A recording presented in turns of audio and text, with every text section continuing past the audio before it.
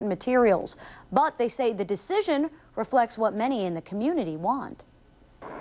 According to Cake's unscientific opinion poll, the majority of the community wants to see extra restrictions placed on Dennis Rader in prison. Our experts say they believe public officials kept that in mind during this hearing.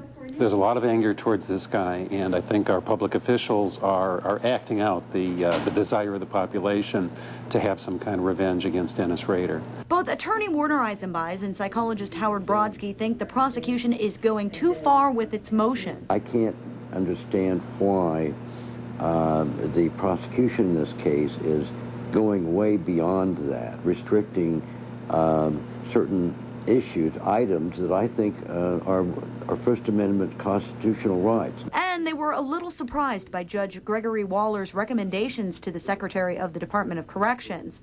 But Eisenbeis thinks the judge was smart in putting his recommendations in context.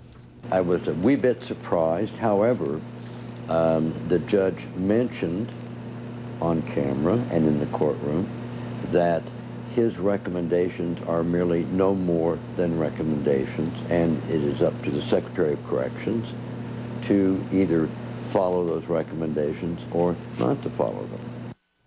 Eisenbeis says in the end, we all know Dennis Rader will die in prison, and he doesn't think Rader's sexual fantasies will cause any harm to any prisoners. Rather, it's the prisoners who could cause harm to Dennis Rader.